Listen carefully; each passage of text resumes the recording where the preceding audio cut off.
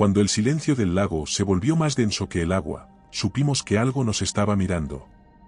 Nadie quería hablar del sueiro y los que lo hicieron, ya no están para contarlo. Nunca había sentido un silencio tan denso como el del bosque que rodea el lago Nahuel Huapi.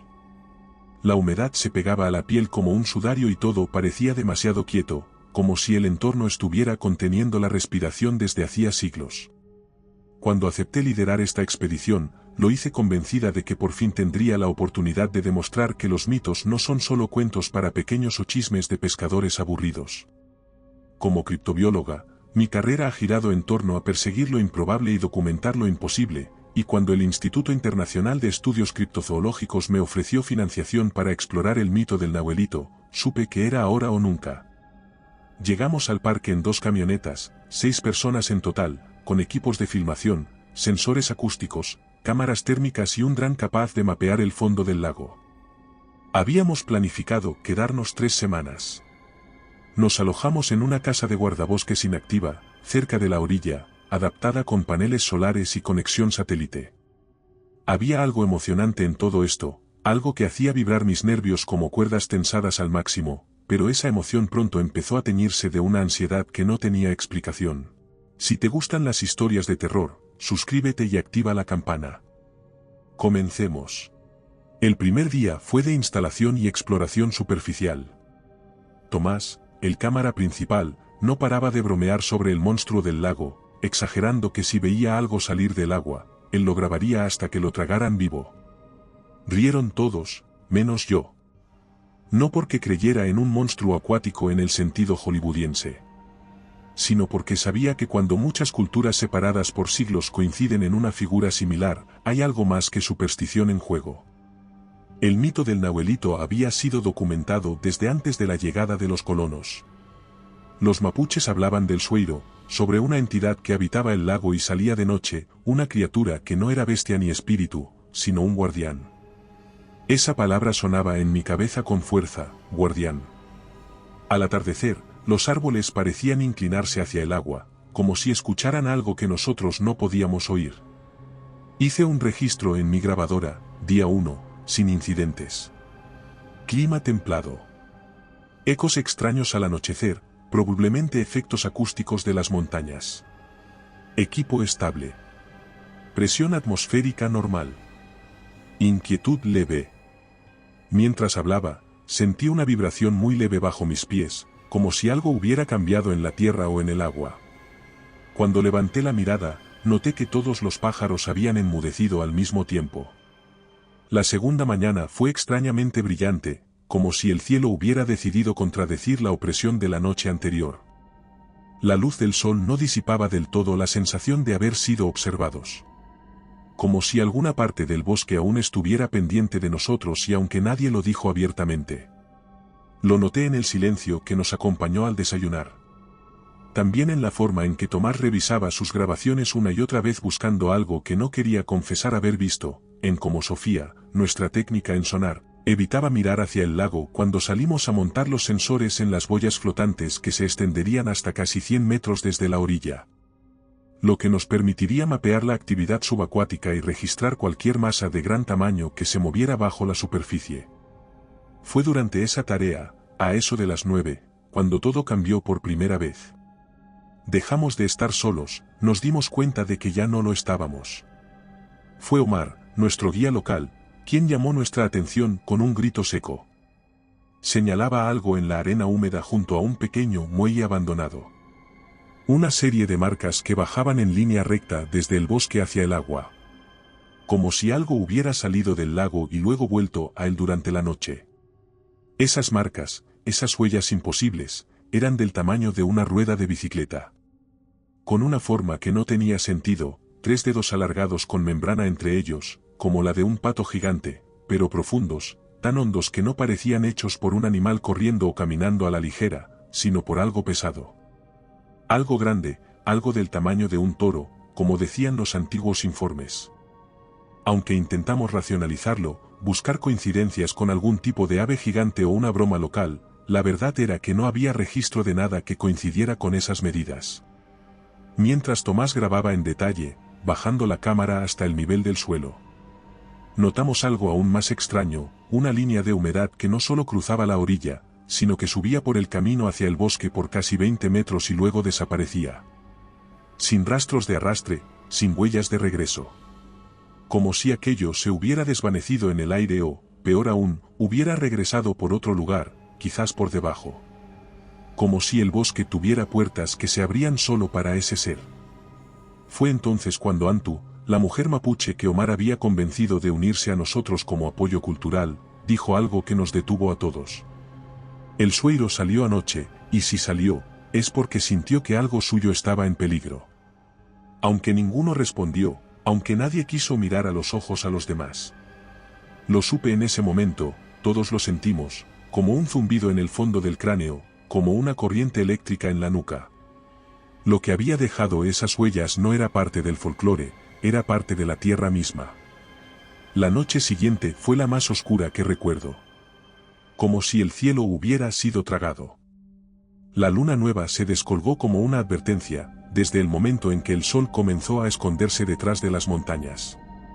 Algo en el aire cambió, adquirió una densidad mayor, como si el oxígeno se volviera más espeso.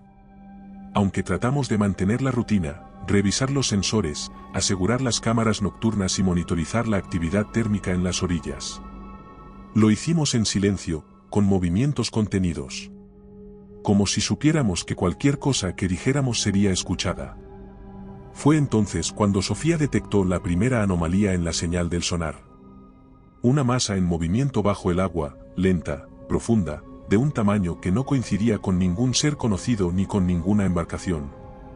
Una firma térmica densa, como si se tratara de una criatura que generaba su propio calor. Todos nos apilamos frente a la pantalla. Nadie dijo lo que todos estábamos pensando. Lo que fuera que estuviera allí abajo no solo era grande, sino que parecía estar merodeando en círculos, como si estuviera observando. Entonces el cámara, que no se despegaba del dron equipado con cámara infrarroja, propuso hacer un barrido aéreo del sector sur. El más cercano al punto donde habíamos encontrado las huellas. Aunque la lógica nos decía que debíamos mantenernos juntos, accedimos, quizás porque la curiosidad aún pesaba más que el miedo. En el fondo todos queríamos una prueba irrefutable. Así que lanzamos el dron y seguimos las imágenes con la tablet, viendo en la pantalla los árboles, las rocas, la costa. Bañado por el espectro del infrarrojo. Justo cuando sobrevolaba el extremo más remoto del brazo Blest. La imagen comenzó a vibrar, a pixelarse. Como si algo alterara la señal, y por un segundo, solo uno, una silueta enorme cruzó la pantalla. Este relato es similar a los que hay en nuestro libro en Amazon. Si quieres más historias como esta, encuéntralo en la descripción. Algo que no se parecía a ningún animal que yo hubiera visto jamás, una forma alargada, curvada como una columna vertebral de proporciones antinaturales que se desplazaba con una lentitud imposible. Luego, nada, solo negro, el dron dejó de responder, la conexión se cortó como si alguien hubiera arrancado el cable de una televisión antigua. Entonces desde el lago se escuchó un golpe, un sonido seco, hueco, como si algo hubiera emergido violentamente, y luego se hubiera dejado caer sobre la superficie. Pero no vimos nada, no en ese momento. La noche sin luna era tan negra, que incluso las luces de nuestras linternas fueron tragadas. A la mañana siguiente, cada uno se movía como si llevara un peso sobre los hombros. La sospecha que se había instalado en nuestras mentes. El dron no había regresado. Aunque Tomás trató de restarle importancia diciendo que tal vez solo fue un fallo de conexión. Todos sabíamos que no era cierto. Habíamos visto su rostro descomponerse cuando esa figura cruzó la pantalla.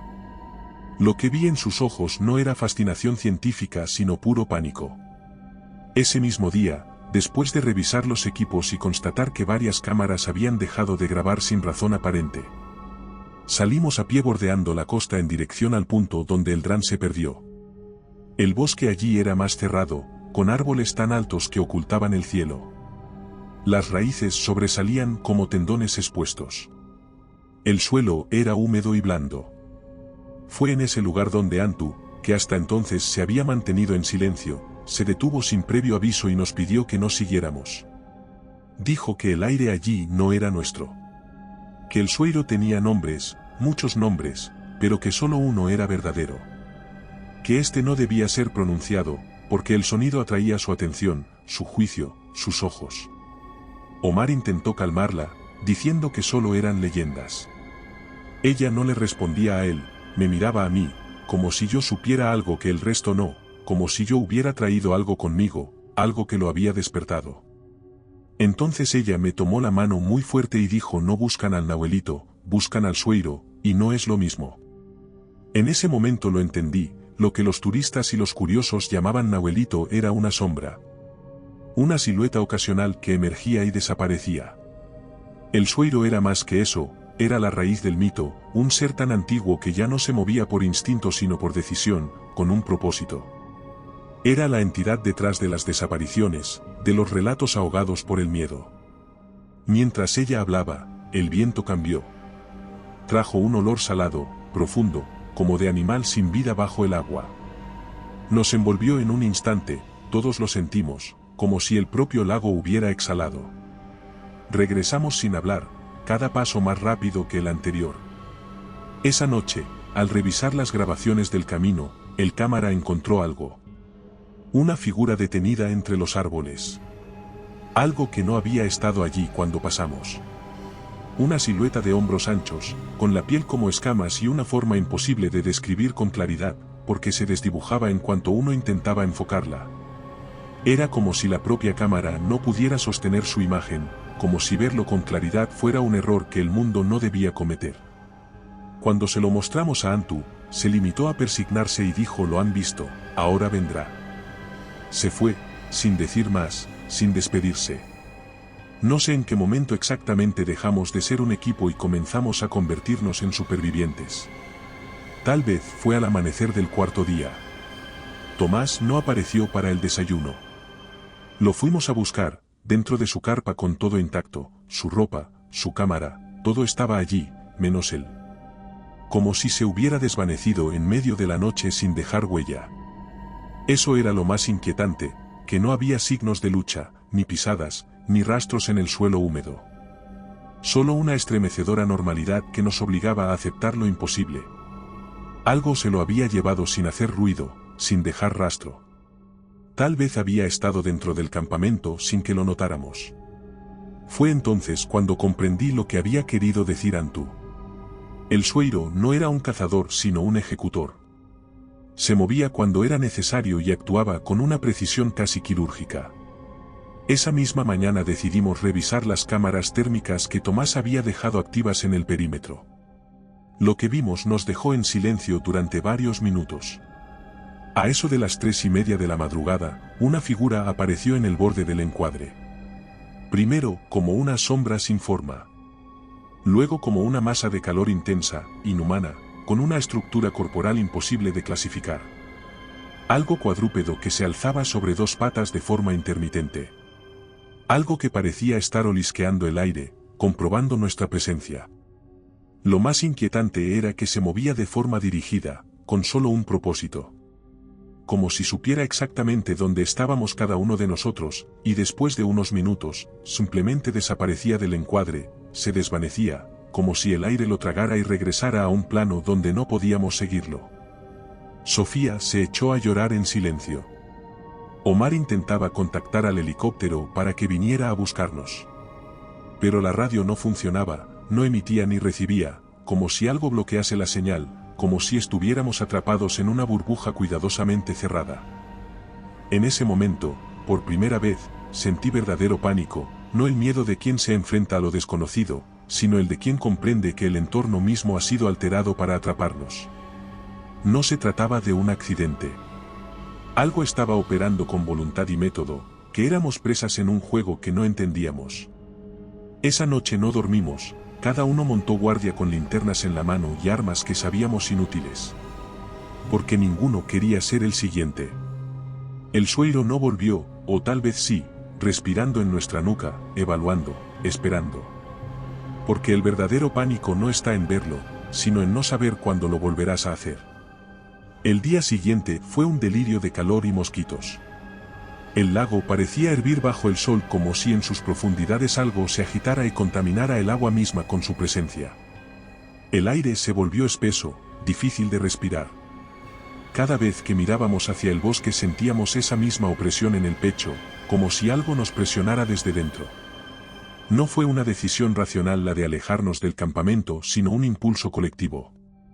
Una necesidad compartida de movernos, de escapar aunque fuera unos metros de ese espacio que ya no sentíamos nuestro.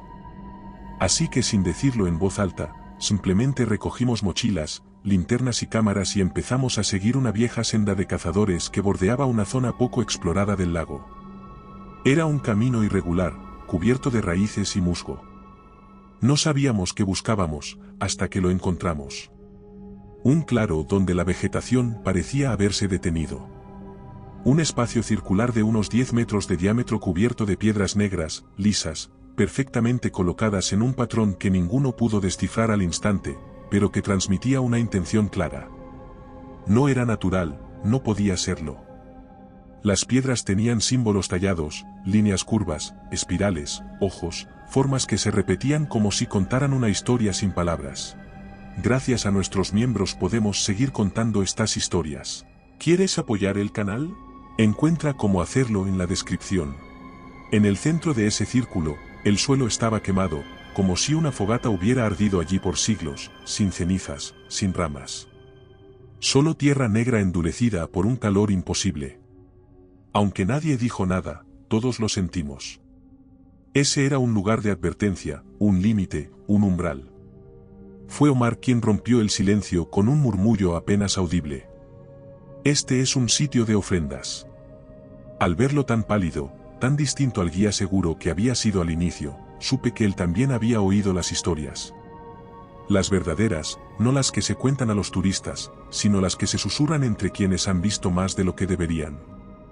Sofía retrocedió 2 pasos sin apartar la vista del suelo, como si pisarlo fuera un error.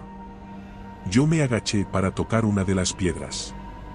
Su superficie estaba caliente, demasiado para estar a la sombra.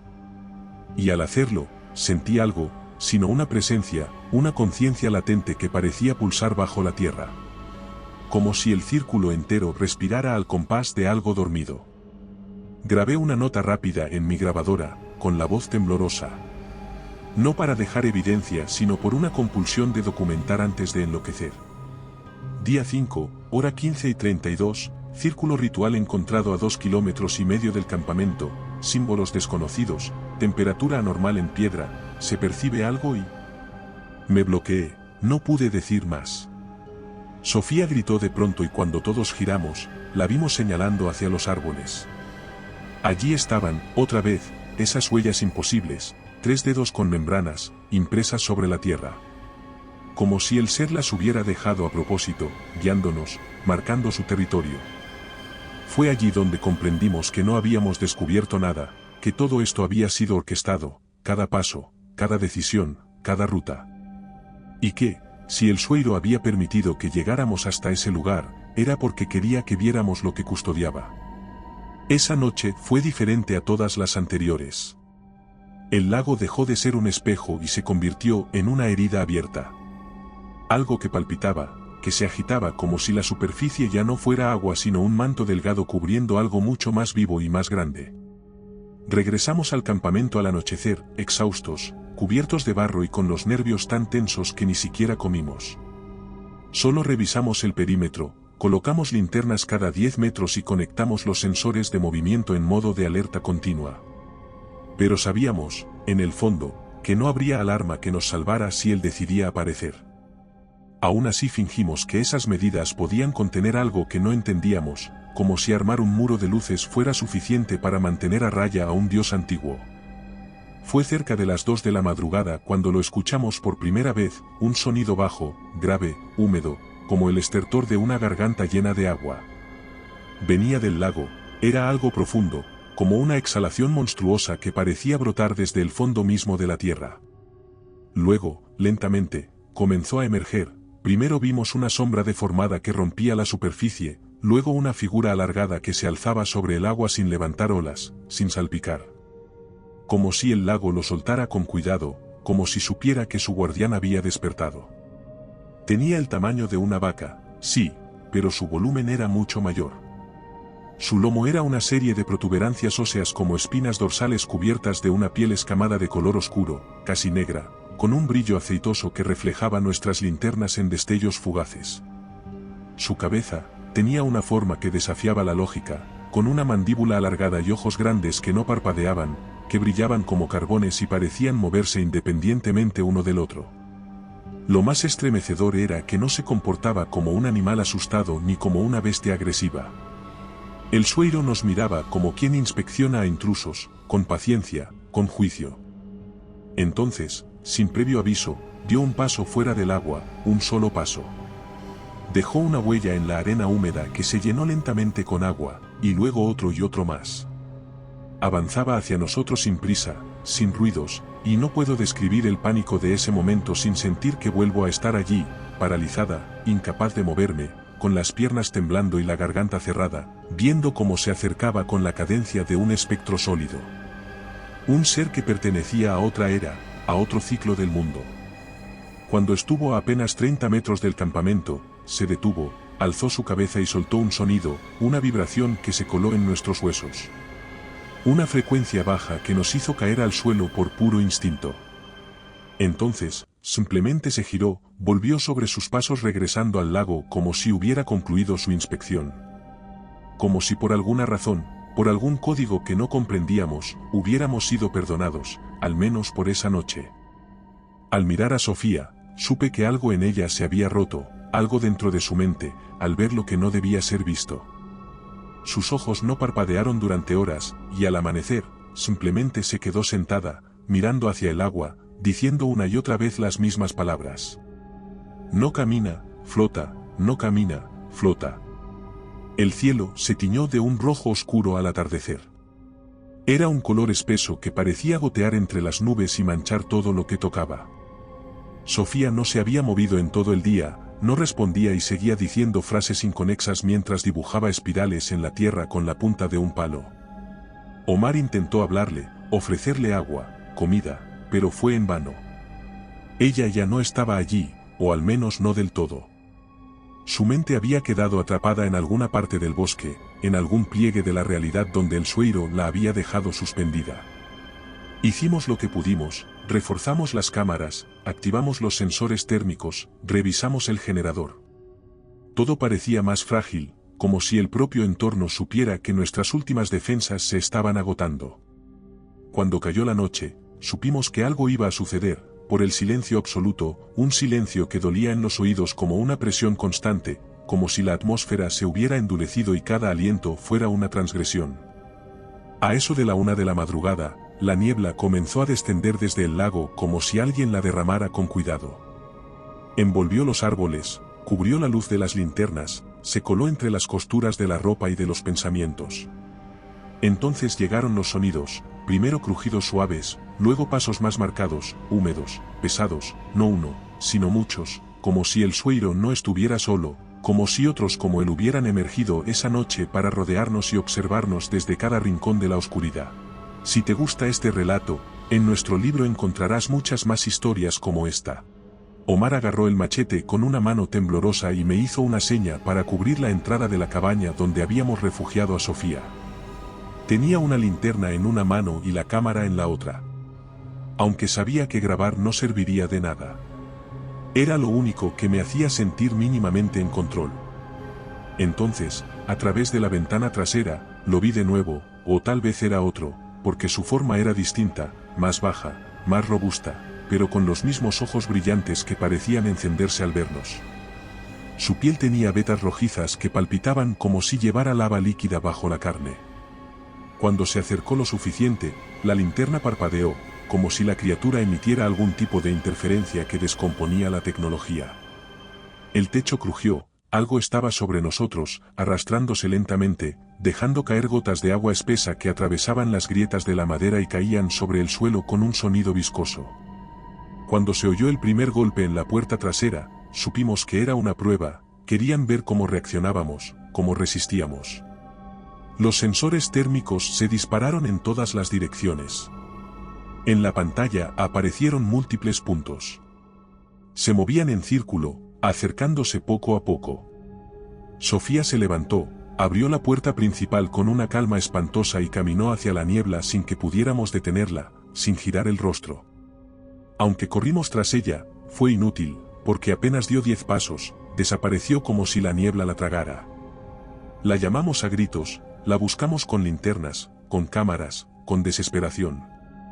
Pasamos el resto de esa noche sin hablar, encerrados en la cabaña con las ventanas cubiertas por mantas y los oídos atentos, escuchando cada crujido, cada vibración que parecía surgir del suelo, del techo, del agua. Ahora sabíamos que el sueiro no necesitaba mostrarse para estar presente. Su influencia se arrastraba en nuestros pensamientos. A la mañana siguiente el cielo seguía rojo pero más tenue. Decidimos movernos, quedarnos allí era como sentarnos dentro de una trampa esperando a que se cerrara.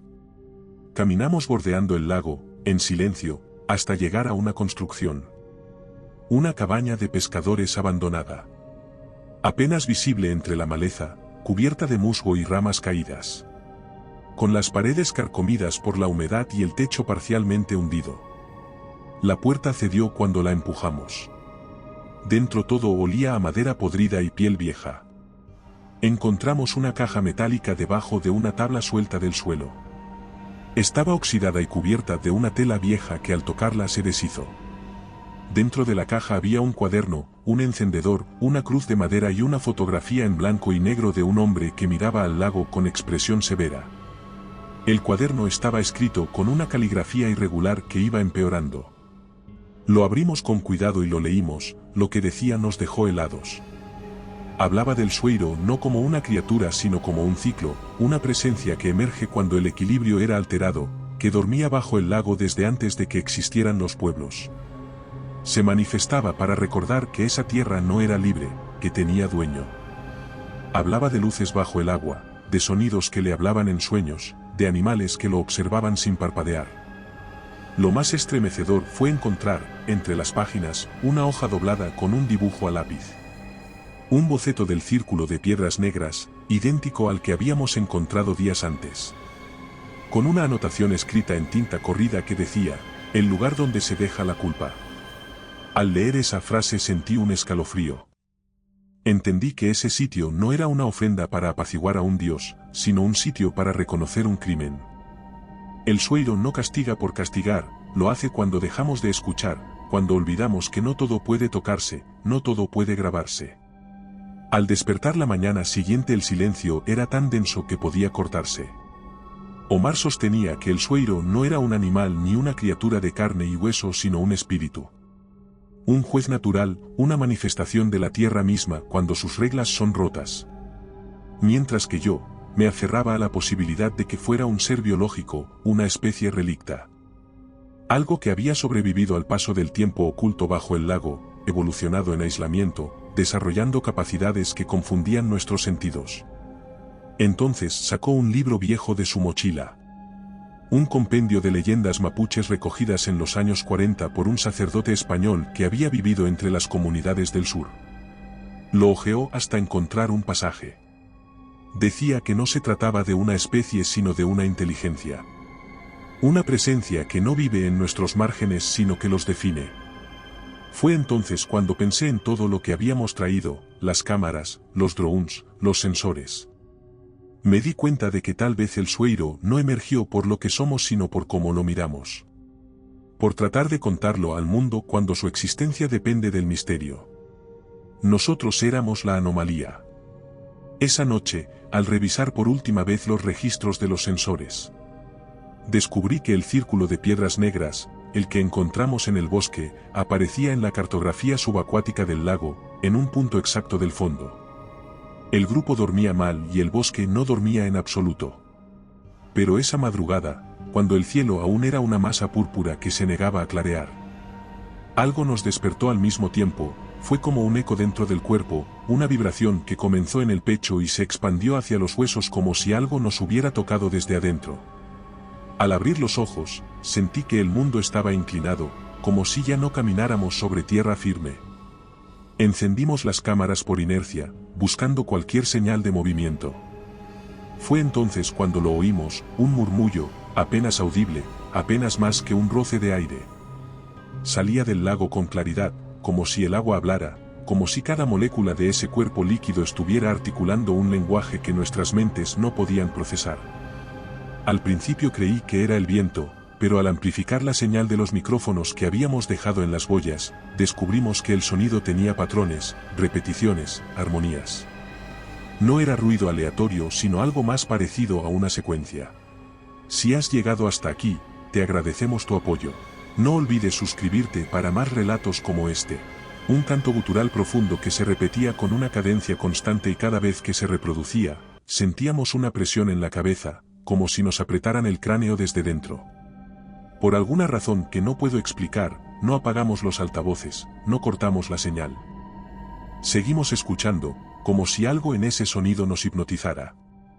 Omar y Antu cayeron de rodillas, se llevaron las manos a los oídos pero no cerraron los ojos. Los mantuvieron abiertos con una expresión de dolor absoluto, de sometimiento. Comenzaron a decir cosas en un idioma que no conocía, palabras guturales que parecían sonar con el canto, como si lo repitiera. Intenté sacarles de ese trance, los sacudí, grité, pero no me veían. Entonces sus labios comenzaron a supurar, no por una herida, sino por la presión de los músculos forzados a repetir sonidos que no están hechos para la garganta humana. Los abracé con fuerza para alejarlos. Sentí que el canto seguía vibrando en mi columna vertebral, como si se hubiera metido en mi médula. Apagué los monitores de un manotazo y el silencio que siguió fue peor que el sonido. No era un silencio natural sino un vacío, un hueco en la realidad.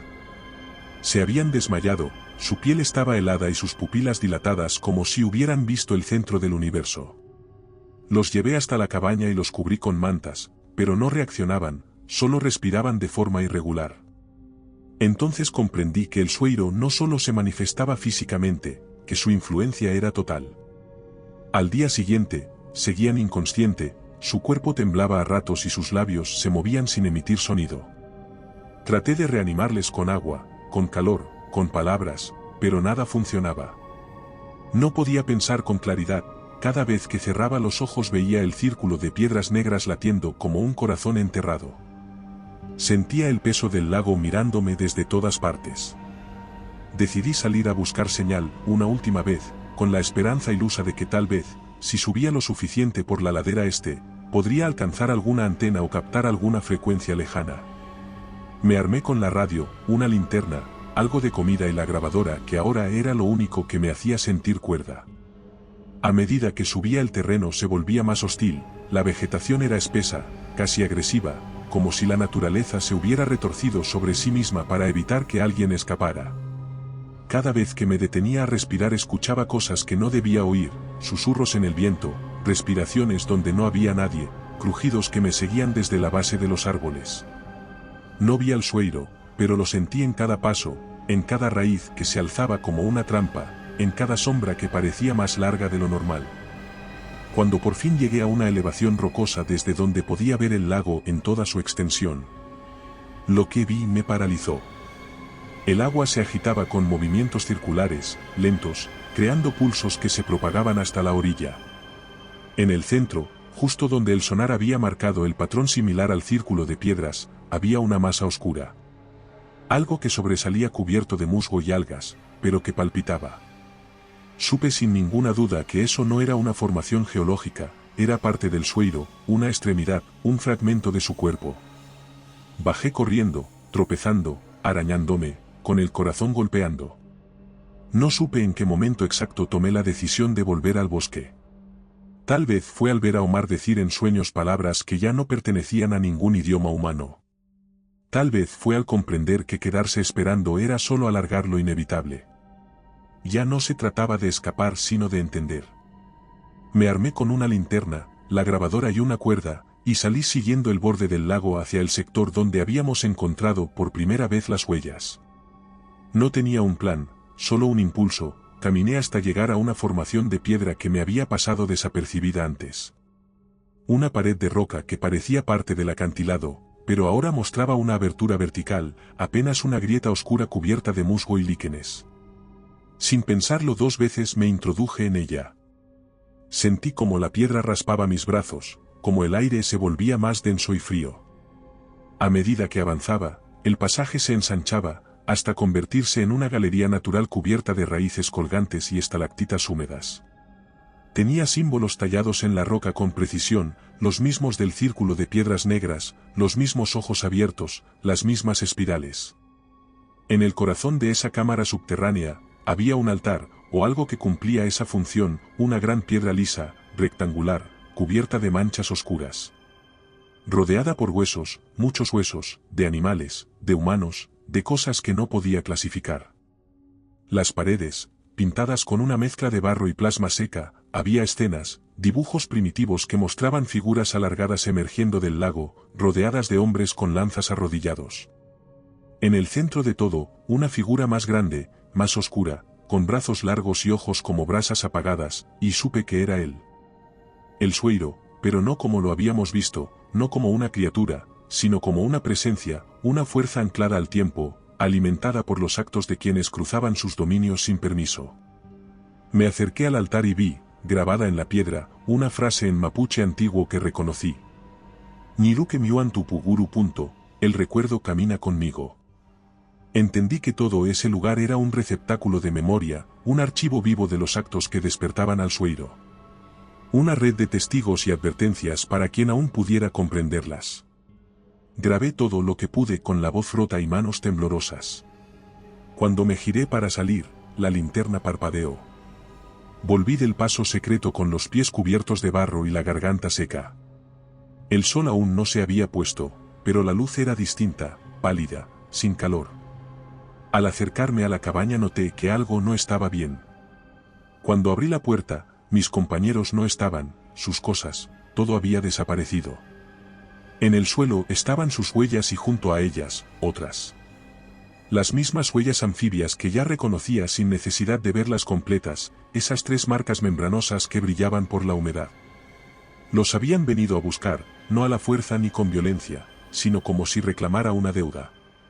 Me senté en la entrada de la cabaña sin saber si debía llorar, rezar o simplemente esperar. Mientras el atardecer devoraba los últimos rastros de color en el cielo, comencé a escucharlo, mi nombre, pronunciado con esa voz subacuática, esa vibración que no atraviesa los oídos sino la piel. Marina, dijo con un ritmo lento, casi reverente, como si no fuera una amenaza sino una convocatoria, y entonces las linternas que aún funcionaban comenzaron a parpadear una por una hasta apagarse por completo. Entonces en la distancia, vi al Sueiro, inmóvil, erguido sobre sus patas traseras, con la cabeza ladeada como si me estudiara, como si esperara algo de mí, y detrás de él, pude distinguir otras formas, más bajas, más delgadas. Sombras de lo que alguna vez fueron humanos, figuras que parecían flotar a ras del agua sin sumergirse, sin respirar, como si fueran parte del lago y del Sueiro al mismo tiempo. Ahora que yo era la última, me correspondía ver más allá, dar el último paso. Fue entonces cuando regresé al círculo de piedras negras, como llevada por una fuerza que ya no era voluntad propia sino parte del rito. Allí todo estaba igual, me arrodillé en el borde y cerré los ojos. Entonces una visión me atravesó.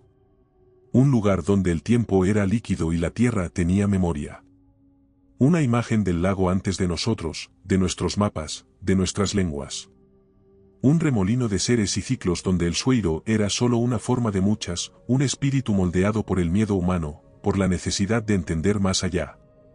Vi sus ojos, miles de ellos, extendiéndose como raíces bajo el agua, conectando cada criatura, cada rama, cada piedra con su vigilancia silenciosa.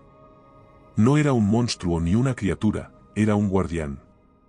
Un mecanismo de defensa de la propia tierra que despierta cuando el equilibrio se rompe. Comprendí que por eso me había perdonado hasta ahora, porque aún podía entender, porque aún podía elegir guardar, proteger, recordar. Entonces sentí su presencia detrás de mí, no un cuerpo sino una sombra que traía el olor del fondo del mundo. Esa voz de agua densa me habló de nuevo, no con palabras sino con imágenes, mostrándome cada expedición fallida, cada hombre desaparecido, cada ritual olvidado, cada pacto roto. Me dijo que ahora yo era parte de eso. Si yo regresaba sería para recordar, para advertir y enseñar. Supe que ese era el verdadero precio de haber sobrevivido, llevar dentro de mí el eco del lago, de susurros que nunca se apagan, de ojos que nunca parpadean. Cuando abrí los míos, el sueiro ya no estaba, ni en el bosque ni en el círculo, pero lo sentía en cada célula. Desperté en la orilla del lago con la ropa húmeda, la garganta seca y el cuerpo cubierto de una delgada capa de barro. Si te está gustando este relato, suscríbete. Y recuerda que comentando nos ayudas a llegar a más gente, siempre os leemos a todos. Si no sabes qué comentar, siempre puedes poner misterioso en los comentarios. No recordaba haber caminado, no recordaba nada después de aquel momento en el círculo de piedras. Al abrir los ojos el cielo estaba despejado por primera vez en días, su azul pálido, inmóvil, sin viento, sin pájaros, sin el sonido constante del bosque. Comprendí que no era un silencio común, no era la calma después de la tormenta, era la ausencia de todo, un vacío limpio como si el mundo se hubiera reiniciado y todavía no supiera qué forma tomar. Me incorporé lentamente con las piernas entumecidas y la mente aún nublada. Me dolía todo el cuerpo pero no tenía heridas. Miré a mi alrededor esperando ver el campamento, la cabaña, las huellas, algo que anclara mi memoria a la realidad, pero no quedaba nada, ni rastro del equipo, ni siquiera marcas en la tierra, todo se había borrado como si nunca hubiera existido. Me levanté y caminé hasta la orilla con la esperanza absurda de que todo fuera un mal sueño o una alucinación. El lago estaba quieto, tan liso como un espejo sin reflejos. Cuando me arrodillé para tocar el agua, vi que mis dedos temblaban por el peso de la revelación, por la certeza de haber sido marcada por algo que no comprendía y que nunca iba a abandonar mi interior. En el agua no había reflejo, no vi mi rostro, solo oscuridad líquida, profunda, infinita, como si el sueiro aún estuviera allí, mirándome desde el otro lado, esperando que cumpliera mi parte del pacto. Fue entonces cuando vi la maleta negra del Dran, flotaba cerca de unas ramas, intacta, como colocada a propósito, como una señal. Lo saqué del agua con las manos firmes, lo abrí y dentro estaba el Dran completo, sin daño aparente, con la tarjeta de memoria aún colocada. Supe que ese era el último regalo, o la última advertencia, que el material estaba allí no para el mundo sino para mí, para que nunca olvidara lo que había visto, lo que había sentido. Caminé durante horas sin rumbo fijo hasta encontrar un sendero abandonado que llevaba hacia la civilización. Mientras me alejaba del lago supe que ya no pertenecía del todo a ese mundo, que había cruzado una línea que no debía ser cruzada, y que aunque mis pasos regresaran a las calles, a las voces humanas, una parte de mí quedaría siempre allí, bajo la superficie, en el fondo donde el silencio respira y espera. Regresé a la ciudad como un fantasma, no hablaba mucho, no dormía bien y la gente que me rodeaba actuaba con una mezcla de respeto y distancia como si sintieran que algo en mí había cambiado de forma irreversible aunque no pudieran explicar qué. Presenté un informe básico ante las autoridades del instituto que nos había financiado. Una narración técnica de lo ocurrido con un lenguaje seco, impersonal, donde hablaba de condiciones extremas, fallos en el equipo, desapariciones accidentales y una situación de aislamiento prolongado. No mencioné al sueiro, no mencioné los círculos de piedra, no mencioné los susurros ni las visiones ni el altar subterráneo. Mucho menos el momento en que dejé de ser una observadora para convertirme en parte del relato. Todo lo verdaderamente importante lo guardé en una carpeta cifrada, protegida, con las grabaciones del Dran, los registros térmicos, los audios captados por las boyas y los clips donde el sueiro podía verse parcialmente emergiendo del lago. Revisé ese material durante noches enteras, una y otra vez, deteniéndome en cada cuadro, cada sonido, cada vibración. Mientras lo hacía, comencé a sentirlo de nuevo, el peso en el pecho, el zumbido detrás del cráneo, la humedad interior, como si el lago aún murmurara dentro de mí y cada reproducción fuera una invocación. Una fractura más en la delgada membrana que me mantenía cuerda. Pensé en entregarlo, pensé en publicarlo, en dejar que el mundo supiera que no estamos solos, que hay cosas más allá de los satélites y las fronteras, pero cada vez que lo consideraba una imagen regresaba a mi mente, la del sueiro mirándome en la orilla, sus ojos múltiples parpadeando lentamente como si entendieran más de lo que debieran. Supe que no debía hacerlo, no por temor a las consecuencias sociales sino porque comprendí que hay secretos que existen para proteger el equilibrio, verdades que solo pueden transmitirse en susurros o en sueños, porque mostrarlas rompería algo mucho más profundo que la lógica o la razón. Así que grabé una última nota, con voz baja y temblorosa. Esto no es evidencia, es advertencia. Luego tomé todos los archivos, los metí en un disco duro sellado, lo envolví en tela negra y lo guardé en una caja fuerte en un trastero alquilado. Decidí dejar ese testimonio como se deja una ofrenda en el umbral de algo sagrado. Este mundo civilizado al que regresé, ya no tiene el mismo peso que tenía antes, porque he visto el rostro de algo más antiguo que el tiempo, más profundo que la historia. El sueiro me dejó vivir por eso, porque entendió que yo lo había visto con los ojos correctos, no como un trofeo sino como una advertencia, no como una criatura sino como un relato que debía sobrevivir sin ser desfigurado. Tal vez esta historia haya terminado, pero muchas más te esperan.